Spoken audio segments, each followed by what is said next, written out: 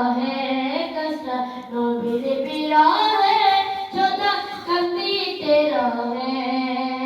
হতবাক হয়ে দেখেন যত সাহাবাই কেরাম হতবাক হয়ে দেখেন যত সাহাবাই কেরাম রহমতে আল্লাহ নবী নূরে মুজাসসাম রহমতে আল্লাহ নবী নূরে মুজাসসাম সাহাবীরা আতর হৃদয়ের কণ্ঠে ওই নবীজি চমৎকার রাতে রাসূল। আসসালামু আলাইকুম ওয়া রাহমাতুল্লাহি